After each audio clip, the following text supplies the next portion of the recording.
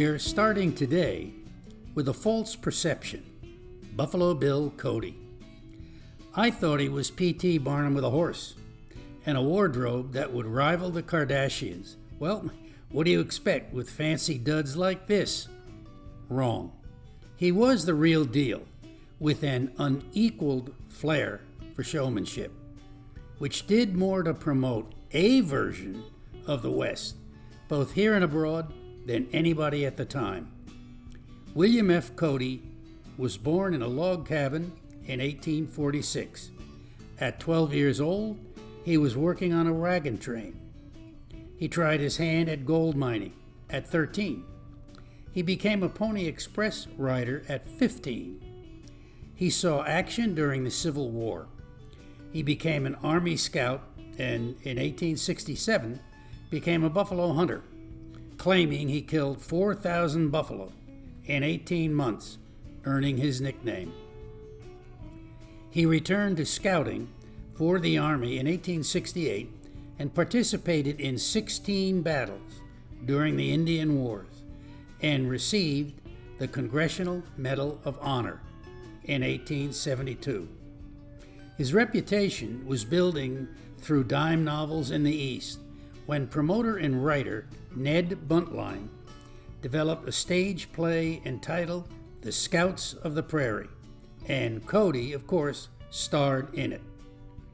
After Custer's defeat in 1876, Cody was called back as an Army Scout, and heavily promoted event which added more to his fame was a face-to-face confrontation with the Cheyenne chief Yellow Hand, where Cody shot, stabbed, and scalped him, which he later put into one of his elaborate skits in his Wild West extravaganza entitled Buffalo Bill, First Scalp for Custer.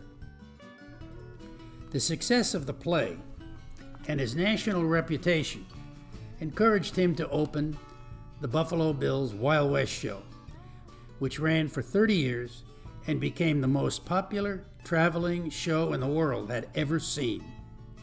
Among many acts were a real Pony Express, an attack on the Deadwood stage, and a climax tableau of Custer's last stand with real Lakota Sioux who had participated in it.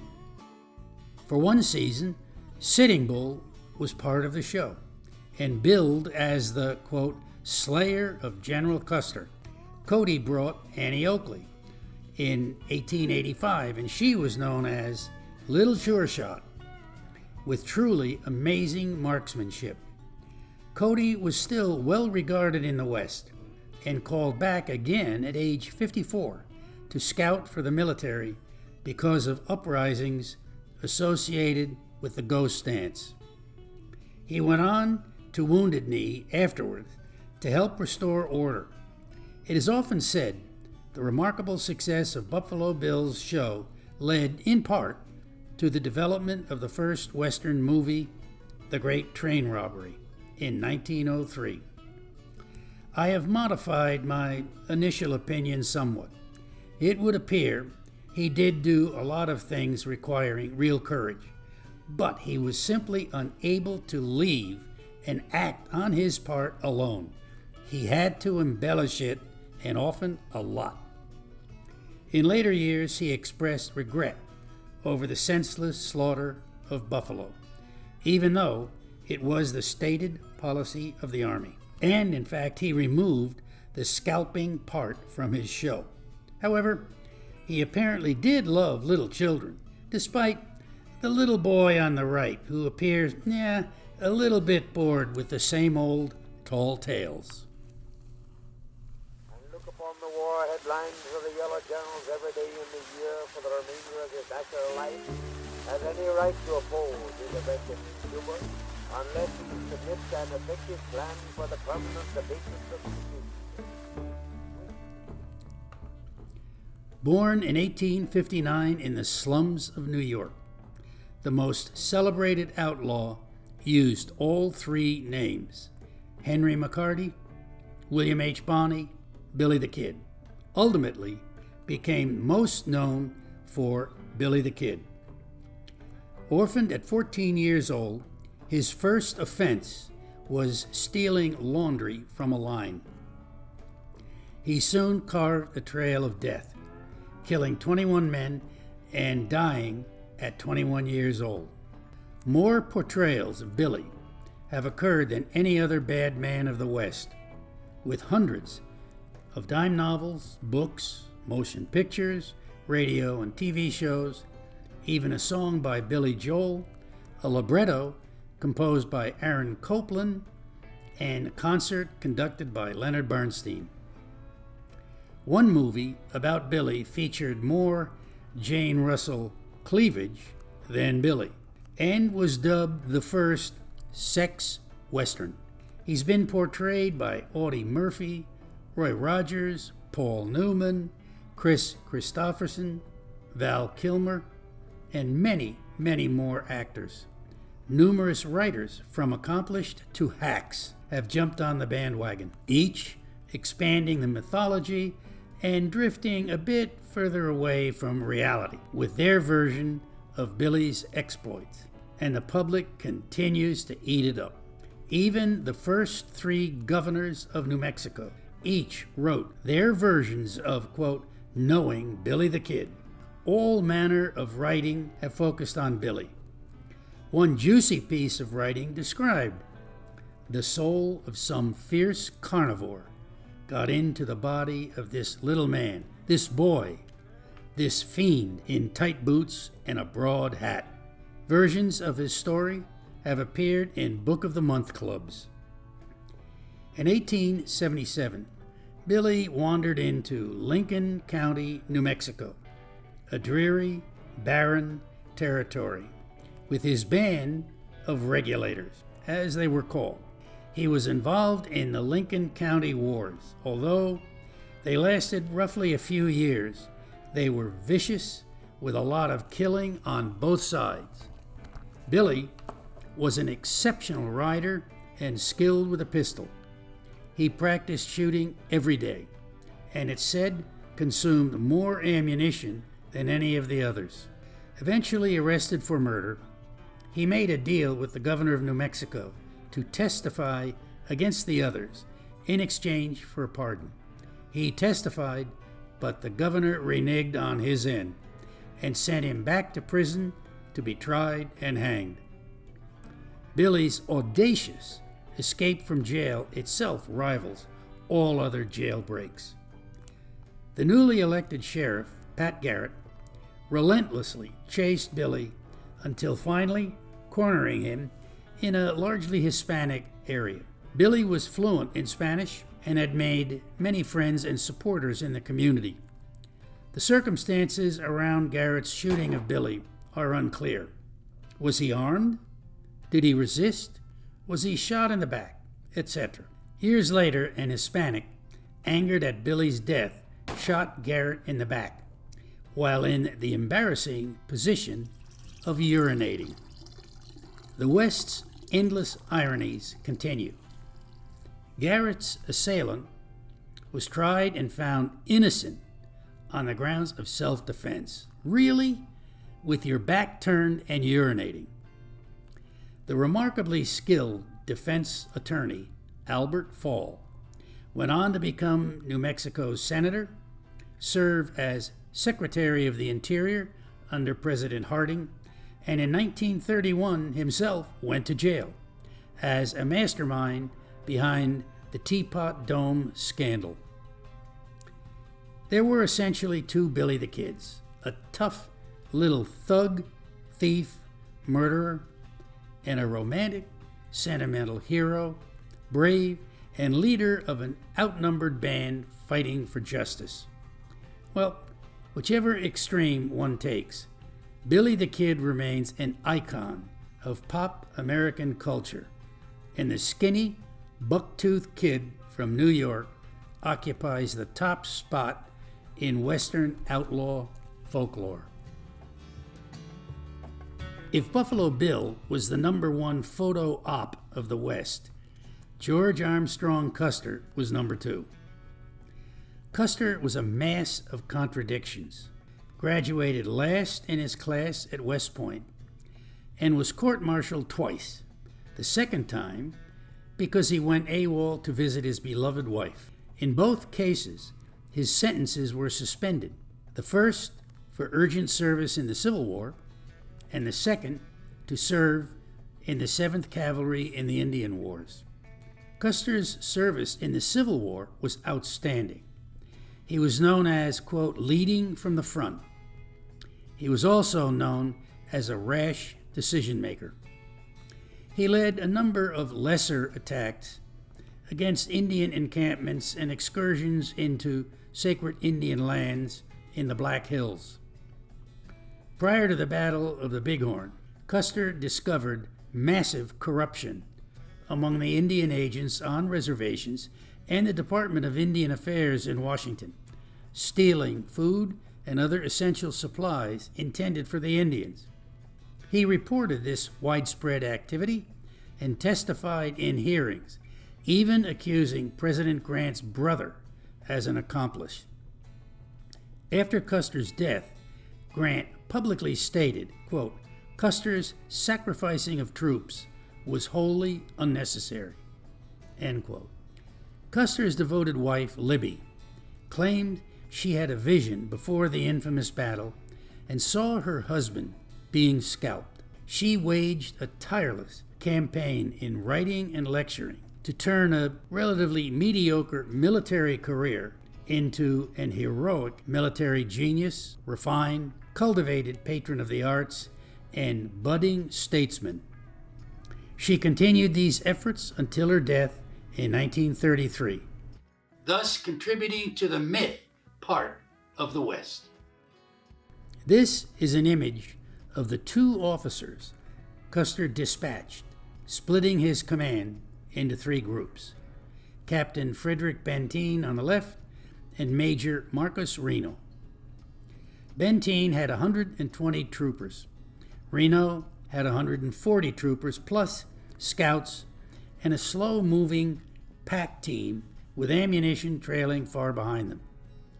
Both groups were several miles away from Custer's command when he was attacked. Several conflicting accounts have emerged over years of testimony and interviews. Essentially, Reno's command was attacked by 900 Sioux. Benteen appeared to be responding to an order for Custer to come to his aid immediately with the pack. Benteen encountered Reno under attack and pleas from Reno that he had lost half his men and come to his aid. Benteen did so, thus never responding to Custer's orders. Benteen's decision saved many soldiers' lives, but both he and Reno fell under intense military and civilian attack the rest of their lives, defending their decisions. 8 days before the Battle of the Little Bighorn, there was an encounter between General George Crook and the Lakota Sioux and Cheyenne, led by Crazy Horse, that took place, called the Battle of Rosebud Creek, in present-day Montana. Initially, the cavalry appeared to have the upper hand when the extraordinary action of a northern Cheyenne woman named Buffalo Calf Road Woman so impressed the male warriors with her bravery, the tide of battle shifted. Her brother, named Comes in Sight, had his horse shot from under him, and Buffalo Calf Road Woman rode directly into the conflict to rescue him. The Cheyenne refer to this conflict as Battle Where Girl Saves Her Brother. Some accounts say she rode into battle with her baby strapped to her back.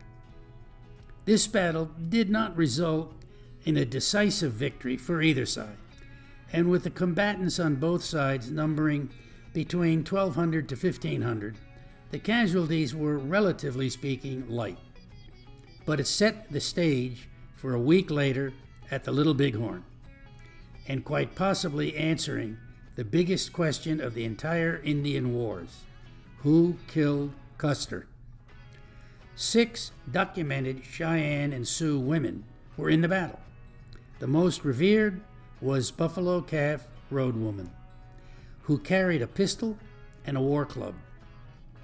Cheyenne accounts from participants in the battle were not openly divulged to the public for close to 100 years after the battle, for fear of government retribution. Their oral history does confirm she rode directly at Custer and knocked him off his horse with her club. Custer's body was spared mutilation, and when found at the spot where he was clubbed and fell, he had 2 bullet holes in his body. Was he already dead from the blows and shot out of anger? Did he survive the blows? And if so, why remain at that spot when most of his command had moved to higher ground? These questions may never be fully documented, but Cheyenne accounts believe she killed Custer. She and her family, along with other participants, were mercilessly chased down by the military, and in 1877 were forced to move to Indian reservation land in Oklahoma. After a year of misery and starvation, about 350 Cheyenne left the reservation to begin a 1,500-mile trek to their native land in Montana. Along the way, she and her husband were separated from the others and arrested. While in prison, she contracted the, quote, white man's disease, diphtheria, and died at age 35 in 1879.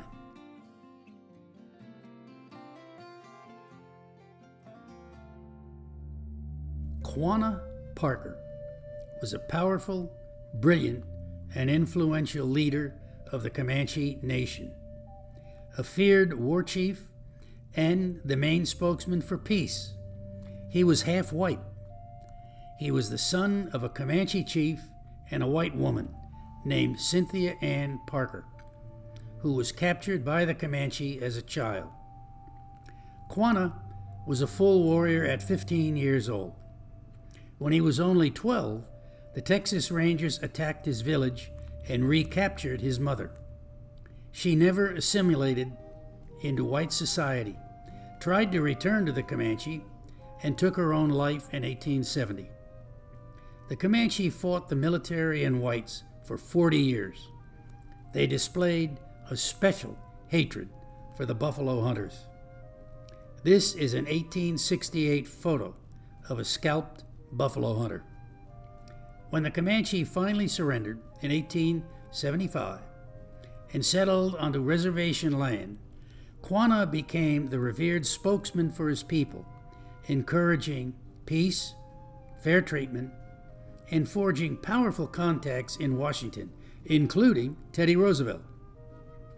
Well, in addition to all his duties, he had 7 wives and 23 children. This man was busy.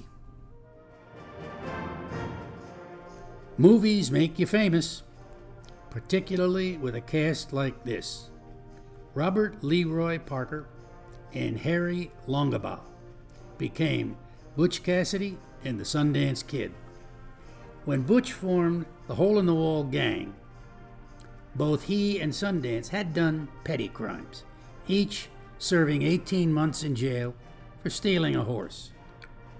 This photo was taken in 1899, shortly after the gang had robbed a bank in Kaycee, Wyoming. Sundance is on the left and Butch on the right. But from 1896 to 1901, the gang was the most prolific bank and train robbers in the West. The memorable scene in the movie where they rob the Union Pacific Railroad and blow up the whole car is true. Here is the car. This is a rare photo of Butch. By 1901, the Pinkertons were closing in on them, and they decided to move to South America and do a little ranching, but continued their robbing ways until cornered in Bolivia in 1908. Many rumors continue to circulate whether they were killed or not. Whatever did happen, the robberies did stop.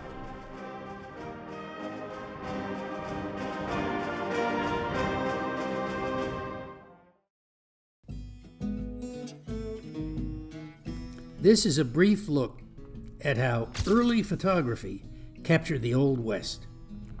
The pioneer photographer of the 1860s and 70s was Timothy O'Sullivan. He joined the earliest geological survey teams post-Civil War. Seen here is Shoshone Falls, Idaho, 1868. This is Cathedral Mesa, Colorado, 1871. The West represented a new start for settlers, and government wanted that image supported in photography. Thus, the earliest photographers focused on landscape and natural beauty. This is Canyons in Utah, 1872.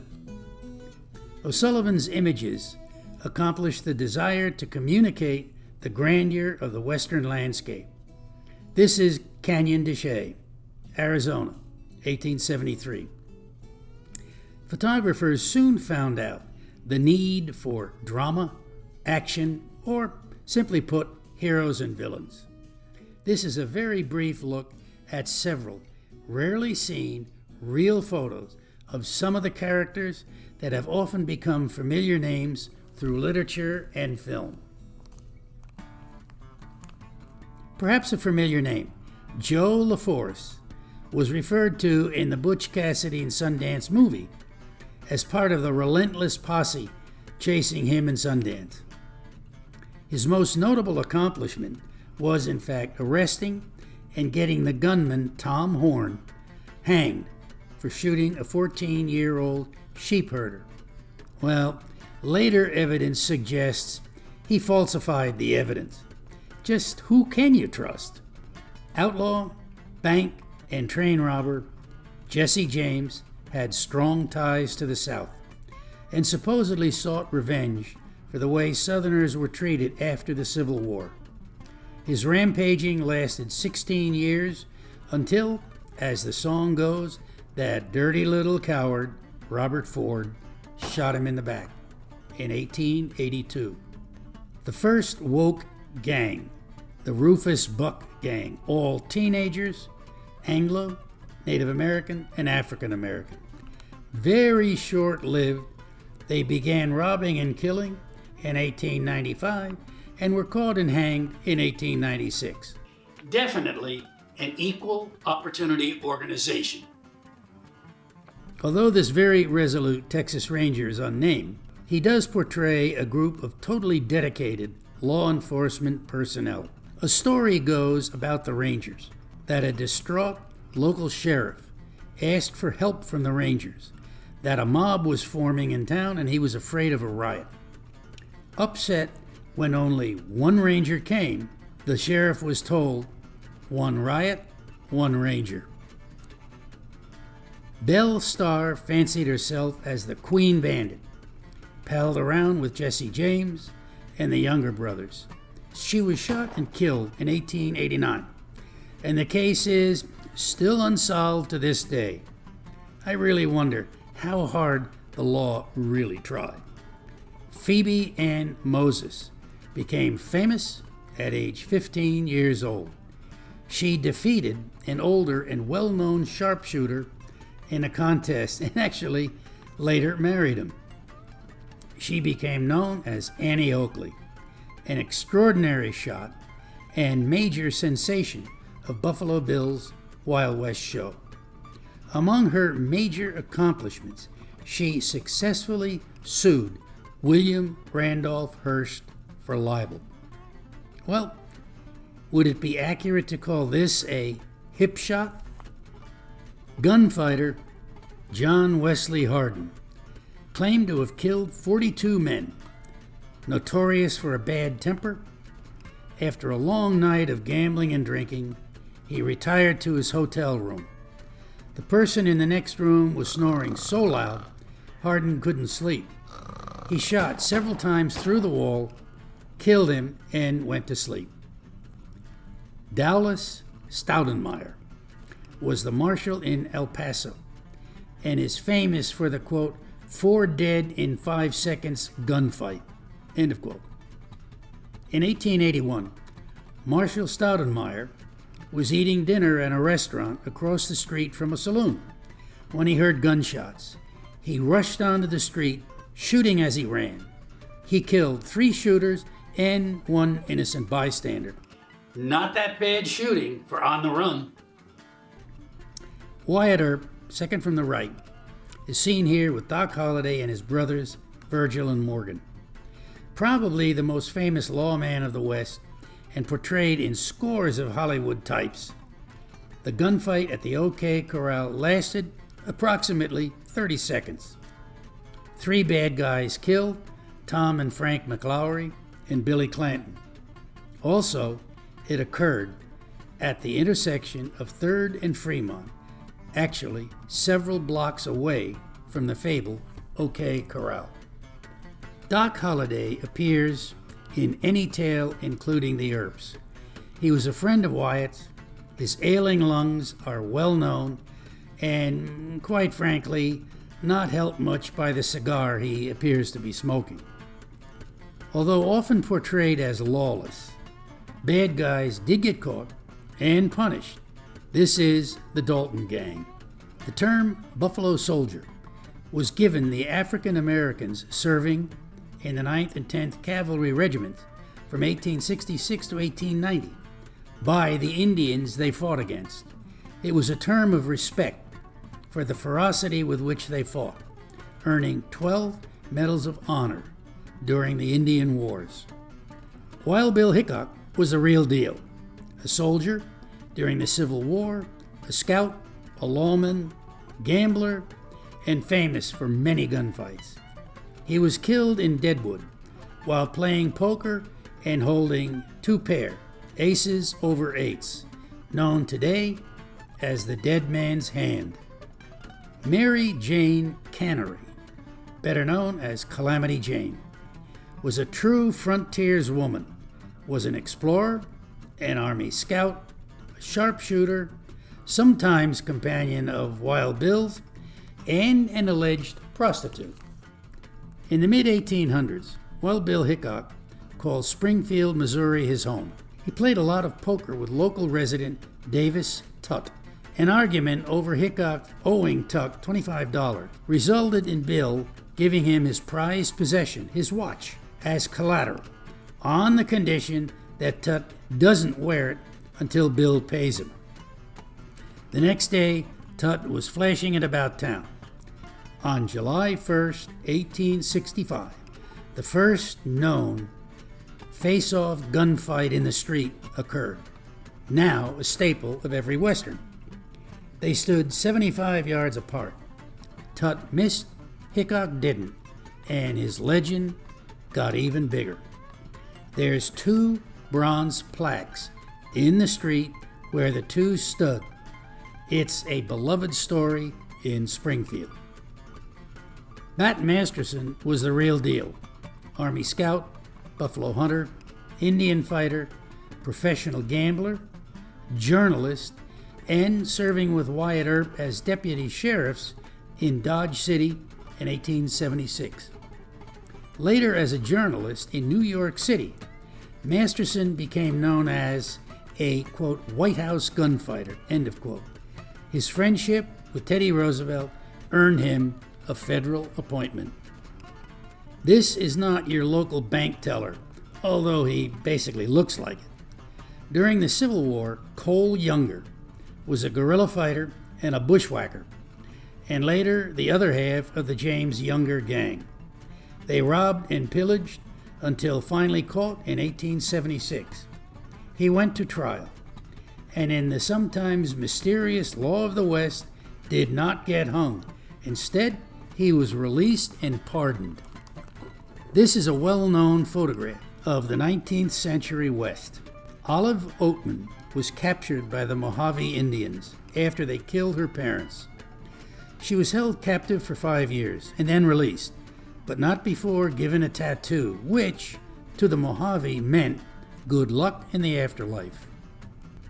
On a somewhat lighter note, if you read the fashion magazines of the 19th century, you would know Andrea Edelman, the fashionista of the Old West. She was considered, quote, well put together, end of quote, with arms outstretched in front of her very active saloon.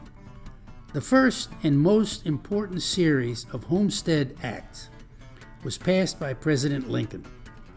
To spur economic growth in the West, 160 acres of federal lands were given free if the recipient agreed to work and improve the land for 5 years.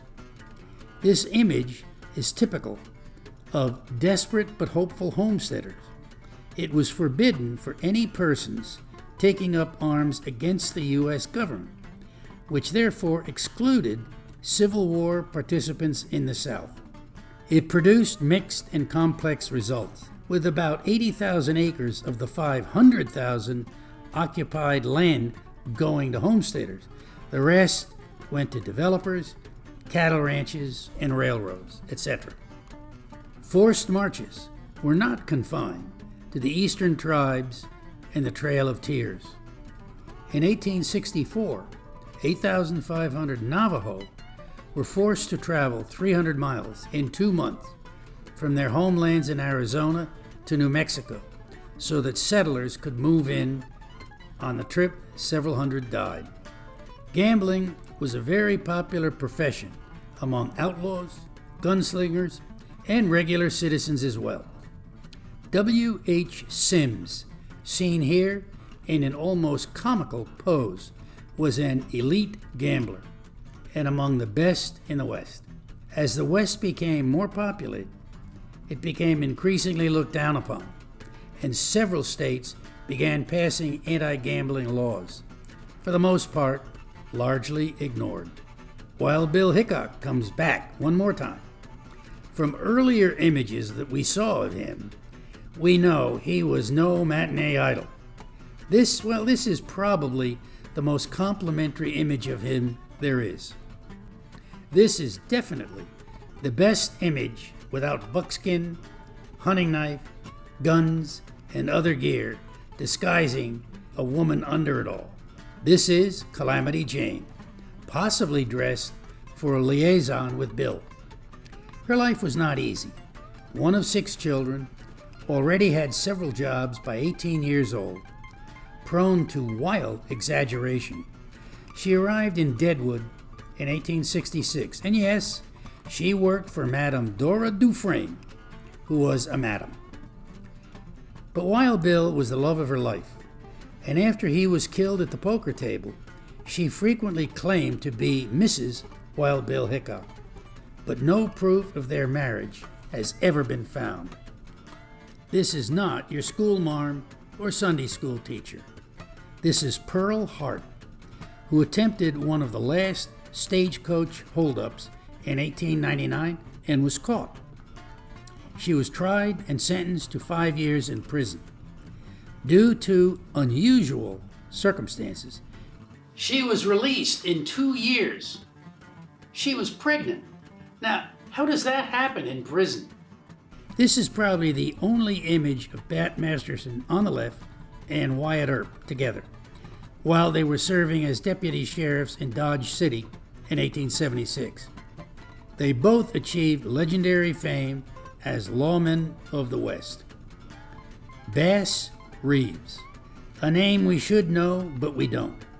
Born a slave, very hard early life, was asked to become Deputy U.S. Marshal in the Indian Territory, which is now Oklahoma. Incorruptible and dedicated. During his 3 decades, he made over 3,000 arrests, and as one observer noted, he only had to kill 14 people.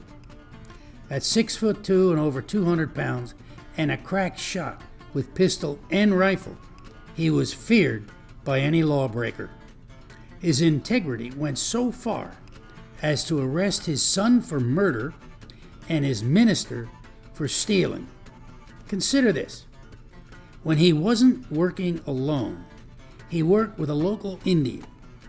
He rode a white horse, and he frequently used disguises to get closer to his target. Some observers believe Bass Reeves was the inspiration for the Lone Ranger and Tonto. Bloody Bill Anderson was another Southerner who was a leading member of Quantrill's raiders. After the Union Army killed both his sisters, he engineered the massacre of 23 off-duty Union soldiers. He was then chased by 125 Union soldiers into an ambush, and he had all of them killed. One of the many strange events of the West. The young warrior on the left is Black Elk, who fought in both the Battle of the Little Bighorn and Wounded Knee, surviving both encounters. He went on as a performer in Buffalo Bill's show and was an honored attendee at Queen Victoria's Golden Jubilee. The Brits were fascinated with Native Americans. Later in life, he teamed up with a writer and published his story, Black Elk Speaks. As Hollywoodish as the name, Johnny Ringo was real, but known more as a backshooter, not a real gunfighter. John Coffee Hayes was a captain in the Texas Rangers. He had fought in several Civil War battles, as well as the Mexican-American Wars. He led a large number of 49ers from Texas to the California gold fields by finding a meaningful shortcut, which became known as the Tucson Cutoff. He later became the sheriff of San Francisco County. All before the invention of shampoo and mousse. Not to frighten anyone, but if you think life for Native Americans was tough during the 19th century, ask White Wolf. He'll say, a bit, but what do you want? I'm 137 years old. I'm the oldest living Native American to have ever lived. Now, if you're nice, I might suggest a coffee at Starbucks, but nobody under 100. I'm not a cradle robber.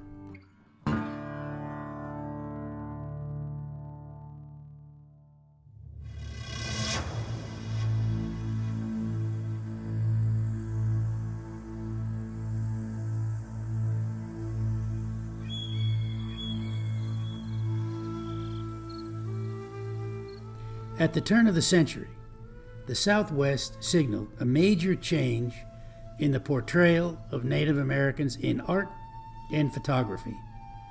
The center for the start of this change was the sleepy little village of Taos, New Mexico, and the Taos Pueblos. This is the oldest continuously occupied location in North America, going back between 1,000 to 1,450 years, the estimated time when the construction of the Pueblos began. Evidence does exist that elements of the Anasazi inhabited the region at least 1,000 years earlier. The first Europeans to visit the region was a detachment of Spanish from Coronado's expedition in 1540, while searching for the, quote, 7 cities of gold.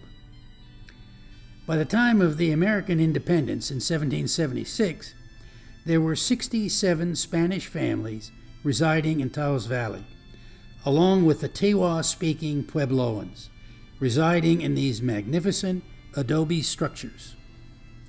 In 1843, Kit Carson moved into the town. He was to have a significant impact on Taos, still owned by Mexico. The next few years were turbulent times. In 1847, an uprising occurred against efforts at the U.S. to occupy the region, but the insurrection was quelled, and the instigators hung in Taos Plaza. In 1848, the Mexican-American War ended, and Taos and New Mexico were ceded to the United States. During the Civil War, a group of Confederate sympathizers in Taos kept trying to tear down the flag flying in Taos Plaza. Kit Carson was a scout for the Union Army, and in 1861 he nailed the flag to a flagpole and posted 24-hour guards around it. This is the first time the flag was flown day and night, and still is to this day. The dramatic change in the view of Native Americans began in 1898 when two European-trained Eastern artists literally stumbled into Taos. The story is legendary, both culturally and artistically. The two artists were Bert Phillips and Ernest Blumenschein. The two were sharing a studio in New York and decided to take a trip west. After buying supplies and a wagon in Denver, their intent was to head for Mexico. The most celebrated breakdown in art history occurred when their wagon wheel broke outside of Taos, and they flipped a coin. Blumenschein lost, and he carried the wheel into Taos to have it repaired, while Phillips stayed with the wagon and supplies. A day or two later, the wagon was repaired, and the two proceeded into the town. They went no further, fell in love with the place, sold the wagon, and found suitable space for a studio, and the first art colony in the entire Southwest got its start. Taos is the northernmost pueblo in New Mexico, and somewhat isolated and difficult to reach. It is located in the high desert region of the state, 7,000 feet up, bounded by the Sangre de Cristo Mountains. After Phillips and Blumenschein's arrival, for the next half dozen years or so, they spent a good portion of the year in Taos, but also in New York and other major centers to exhibit and sell their work, all the time extolling the enchanting beauties of the location and the Native Americans living there. Gradually, other well-trained Anglo artists visited and developed strong ties to the region. They often exhibited together, creating a stunning impact on viewers who had never seen the Native American portrayed in this fashion. New Mexico achieved statehood in 1912, and by 1915 there were close to 100 artists who had visited and painted in the region. That year, the Taos Society of Artists was formed with the 6 original founders. Here is a photo of the 6. When this first group of artists arrived, Taos had virtually no Anglos, no traditional artists, no galleries, and no market for their work. Sales had to come from faraway cities. This took a true measure of courage. The artists and potential clients saw this isolated and distant mixture of Native American and Hispanic culture in a stunning landscape as an exotic place and truly American art. There was a feeling of land and people, unspoiled by Eastern civilization, but a sense of urgency to capture this way of life that will soon disappear. Bert Phillips' work focused on the Taos Indian community, often depicted in natural settings, at peace and one with nature. He often used the stunning imagery of the yellow aspen, as seen here entitled Song of the Aspen. This is quintessential Taos painting. Many of the Taos artists were intrigued with the dignity expressed in the faces of the Taos Indians, and portraits like this stunning example by Phillips were a favorite subject. Phillips became the first permanent Anglo artist to settle in Taos. Later in life, he became the first ranger of the Taos Natural Forest. Ernest Blumenschein was the other half of the duo who walked into Taos and started it all. This stunning work, entitled The Gift, reflects the often portrayed figure wrapped in either a white blanket, as is seen here, or one of wonderful color and patterns. The figure is holding a leather pipe bag decorated in a complex design of beadwork.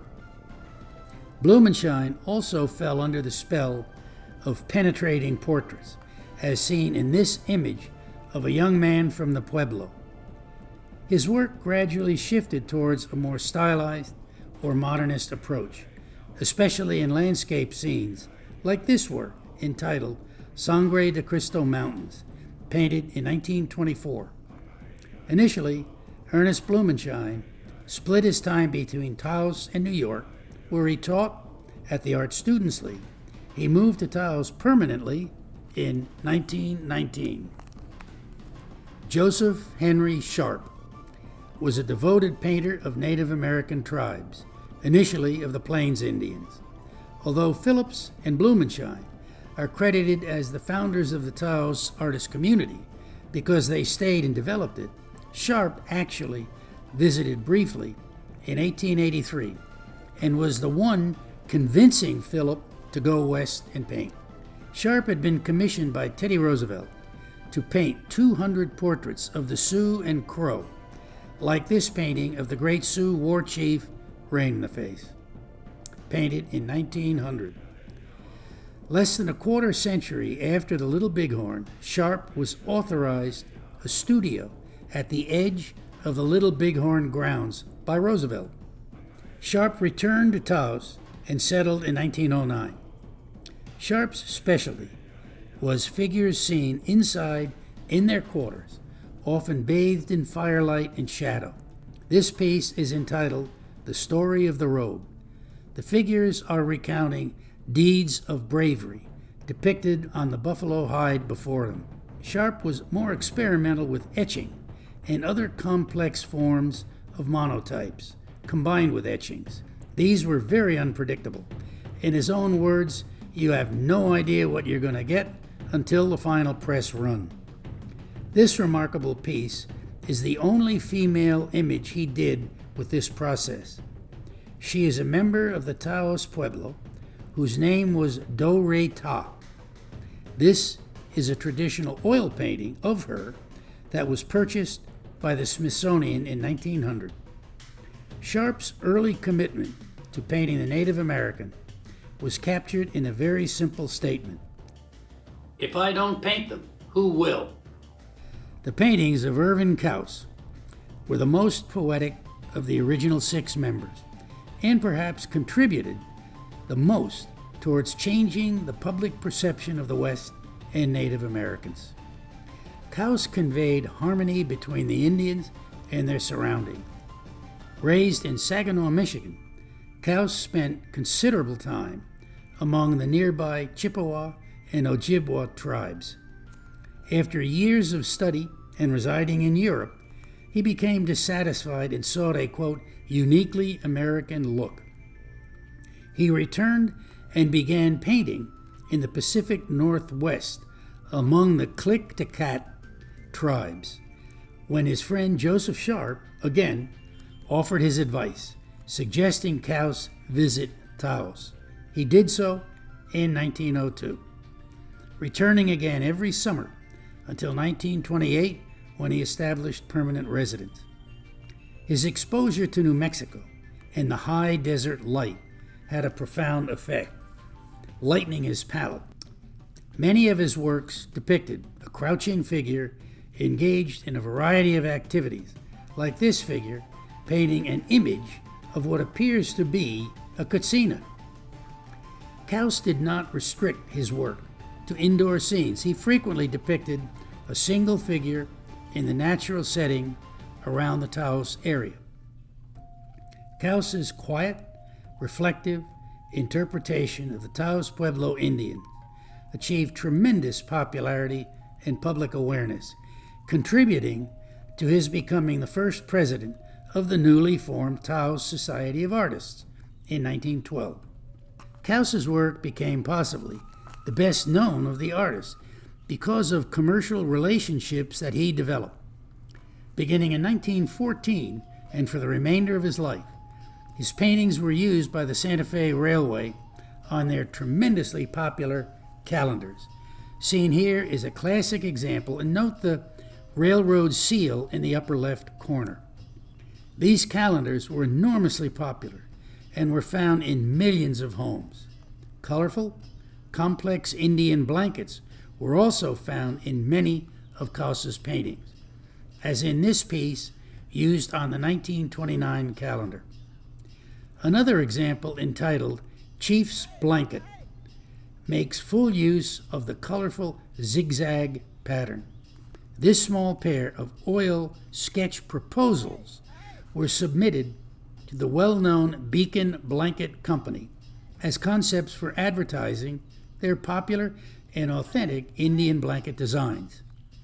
This is the accompanying letter from Caus on Taos Society of Artists letterhead, sent in December of 1925. It reads, quote, "Dedication to the sun of a newborn child. The Indians are sun worshippers, and upon the birth of a child, the newborn babe is taken by the father and held up to the rays of the rising sun, thus dedicating it to the ancient religion of his ancestors." William Buck Dunton arrived in Taos in 1912 and quickly became one of the 6 original founders. He had been studying at the Art Students League in New York, where Ernest Blumenschein was the instructor, who encouraged him to visit Taos. Dunton had already experienced the West, having hired out to trappers, hunters, and cattle ranchers during the summer and pursuing his art studies in the winter. Dunton's preference was painting the life of the cowboy, more so than most of the earlier Taos artists. This stunning piece is entitled "The Horse Rustler," painted in 1915. Most of his work depicting cowboy life was painted plein air, or outside, in natural settings. Here we see the artist at his easel, set up, painting in a rugged landscape. One of Buck Dunton's best-known works depicts a couple of cowboys high-tailing it out of a summer squall. Storms in the wide-open landscape can be dangerous, lightning with no place to hide. Buck Dunton stated, "In another 25 years, the old-time Westerner will have gone, along with the buffalo and the antelope. I'm going to hand down to posterity a bit of unadulterated, real thing, if it's the last thing I do." Oscar Burninghouse was unique among the early group of Taos Society artists. He never attended formal art school. He was trained as a lithographer. Nevertheless, he received illustration assignments, one from the Denver-Rio Grande Western Railroad, which took him to Taos. He resolved to stay, with annual visits until 1925, when he became a permanent resident. Works like this scene, in a heavily forested area, make it hard to believe he had never painted in oil when he first arrived. Burninghaus's lithographer's eye is seen in his attention to detail, evident in this brilliantly colored work entitled "In the Domain of Their Ancestors," painted in 1925. Harkening back to the recent past is this scene depicting friendly Indians passively watching a wagon train of settlers moving through high country. Burninghouse had a fondness for winter scenes, as depicted in this work. The pale light in the windows of the shack indicate at least the riders are warm. Over the years, Burninghouse received a number of commissions from the Anheuser-Busch Company with the objective that their advertising enhance their image as good Americans.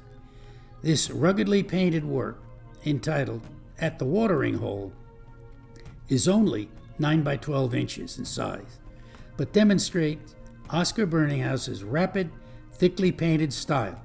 He did not suffer from the lack of formal art school training. The Taos Society of Artists attracted a number of talented, well-trained, and committed artists over the next dozen years. However, the hardships of the looming Depression severely affected a number of the members, and the society was forced to shut down in 1927. But the artists remained. Work was still being produced, and the Taos Colony survived. 3 of the society's second-generation members, prior to its demise, were worth mentioning. The first of these is German-born Walter Ufer, depicted here in his self-portrait while working at his easel, and the figure posing for it is standing behind him. The portrayal of the woman beside him, with a very skeptical expression, reveals a sense of humor on the artist's part. It might appear from all the work we've seen that there was no interaction among the Anglos and the Native Americans.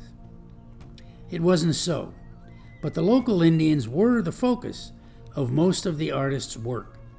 This playful image of an Indian who was a friend of Walter's, whose car has broken down, and presumably the town mechanic is fixing it, again indicating an amusing sense of humor.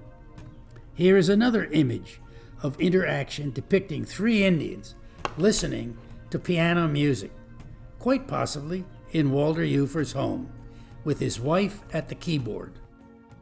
A second to become a society member in 1924 was Ernest Hennings, who had been a resident of Chicago, where the mayor, Carter Harrison, was a big fan and supporter of Southwestern art. In 1917, Carter sent Hennings to Taos on a commission.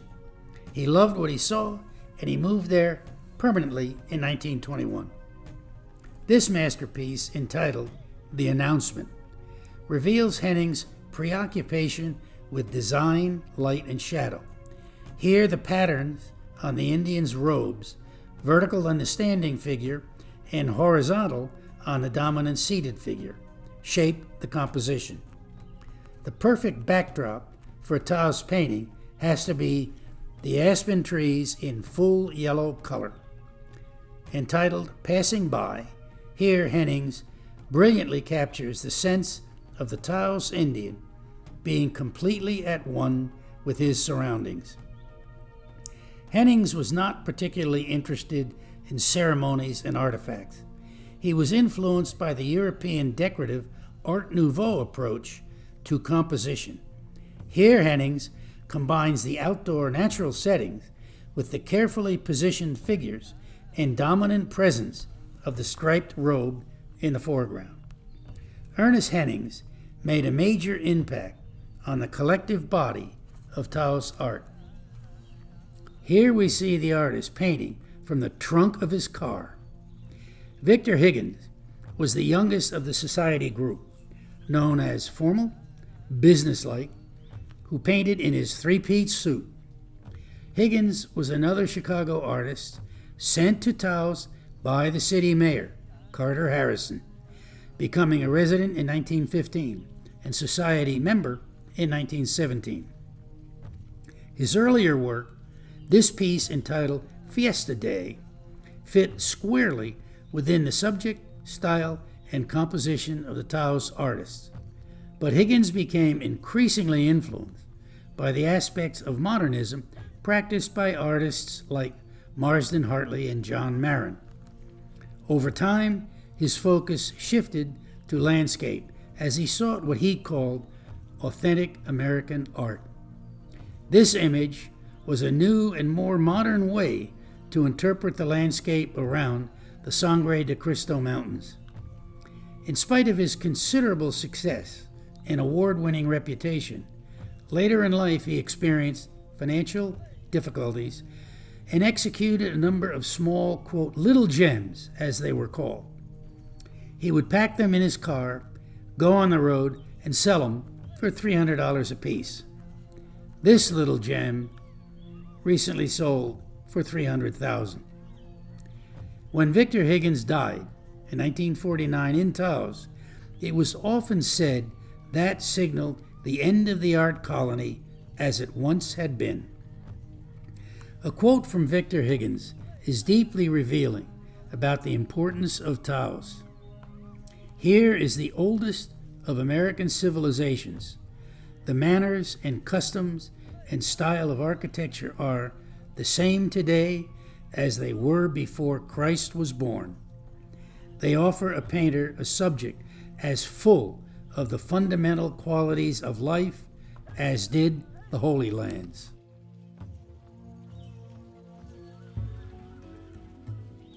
The mystique of Taos attracted many talented people. Among them was the great photographer of the West, Ansel Adams. He published an important book entitled Taos Pueblo in 1930 that contributed greatly to his career and his reputation. He was attracted both to the people and the architecture, as seen here. Among the most flamboyant and controversial was Greenwich Village-born, wealthy, promiscuous, and influential Mabel Dodge Luhan. Married and divorced several times, often into cults and mysticisms, prolific writer about Indian rights and lands, often called the First Lady of Taos, for whom it was said knew everybody and was into everything. She felt Taos was where she encountered individualism, and married Taos Indian Tony Luhan. She envisioned herself as the savior of the Taos people. She did work tirelessly to attract important figures and artists to visit the town. There were two tremendously influential Russian-born artists who came to Taos. The first was Leon Gaspard, who arrived in 1918. Seen here is a self-portrait. Full of exotic stories and experiences, he introduced a style reflecting both Russian teaching and his years in Europe among the early modernists. This is evidence in Taos musicians.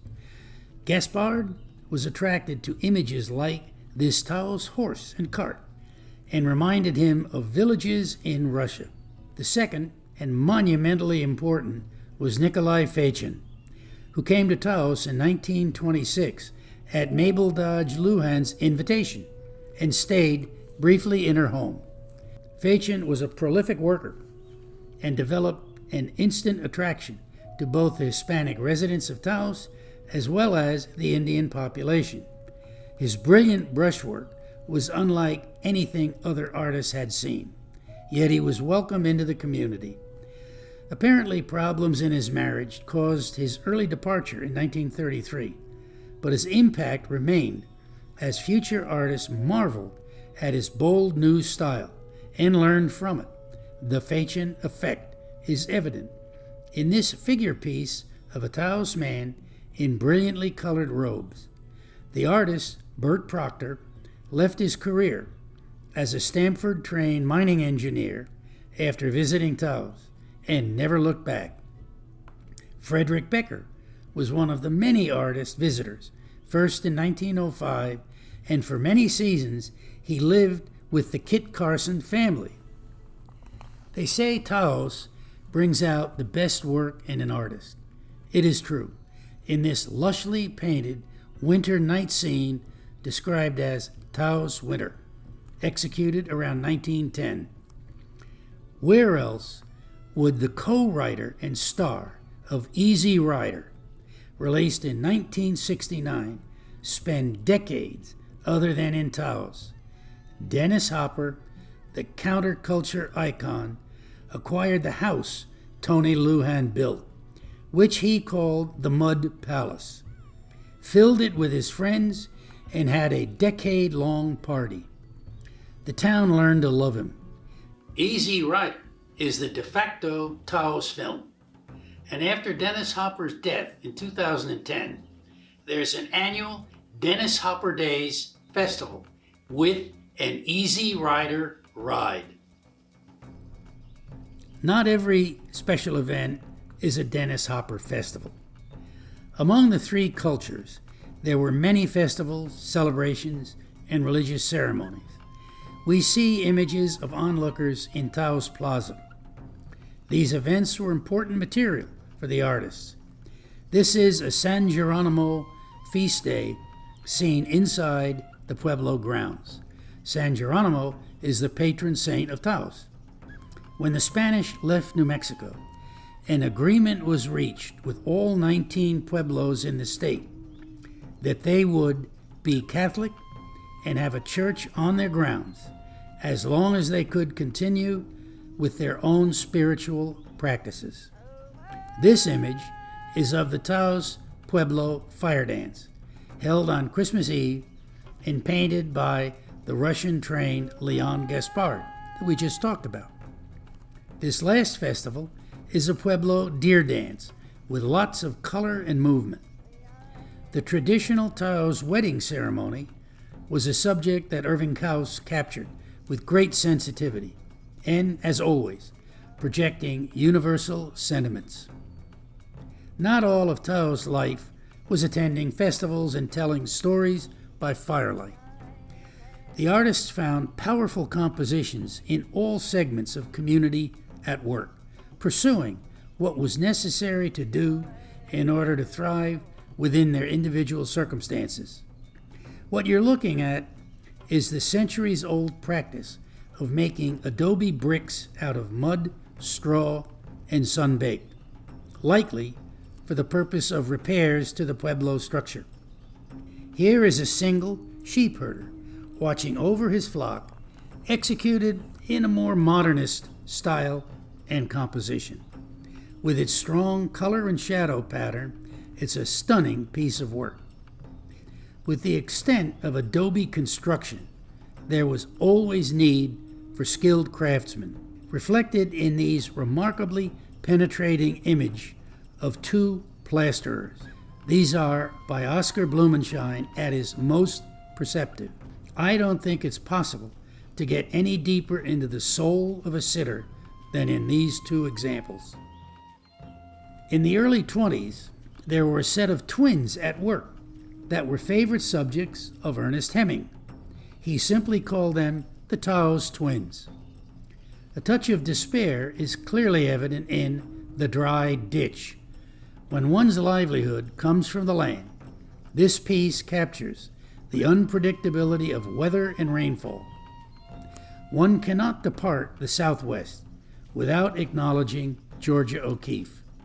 She did visit Taos in 1929, but did not move to New Mexico until 1949, living in the tiny village of 240 people, Abiquiu. This relatively isolated location is 60 miles from Taos and 50 miles from Santa Fe. Eccentric, independent, her work is considered, quote, very hot in the art market, having brought $44 million at auction, and a collection of 150 works is due to come to the auction market later this year, which could exceed $1 billion.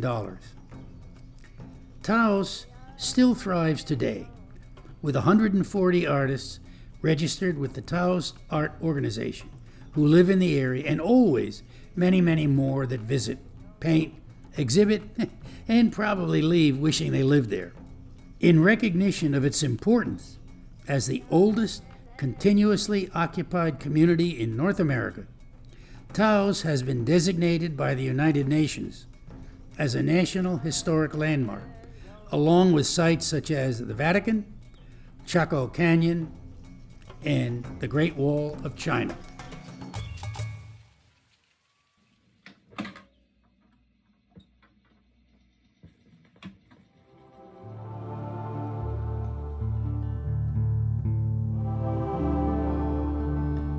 Reflecting upon these 7 episodes, almost 6 hours, and several thousand images and film clips, I think our title, The West, Fact and Fiction, Reality and Myth, An Unconventional Look, is appropriate, but not totally inclusive. We looked at 70 different places and events, 61 Native American tribes were mentioned, more than 280 individual Native peoples, Anglos, artists, sculptors, and photographers, to interpret the meeting of two very different cultures, Native American and predominantly European colonists, explorers, settlers, and all those participating in the westward expansion. We explored how all this became a source of entertainment, traveling shows, and film on the big screen and TV. We briefly referenced the, quote, Western's popularity internationally. We almost totally overlooked it as literature. One soon believes if our continental landmass extended another 1,000 miles beyond the Pacific shoreline, the Anglo forces would have kept on going and take that as well. This, I suppose, is understandable. History, up to the mid-20th century, shows when conflicts emerge, larger numbers and better technology usually wins. We referenced a number of battles between Native Americans and Anglos. This is a list of the 30 most important conflicts that occurred between 1622 and 1898, according to historians. Military records define 160 such conflicts, and quite likely there were more. We mentioned 61 tribes, whereas there are 574 registered tribes with the Bureau of Indian Affairs. They say the winners of conflicts get to write the history, but in the case of the West, they also get to expropriate it for our sense of national identity, tough, stoic, never quit, and for our enjoyment and entertainment. Well, this is more or less true for all of us, except the 2% that identify as Native Americans. They likely see it a bit differently. Can a single image reflect all this? Probably not, but this is the best I could find.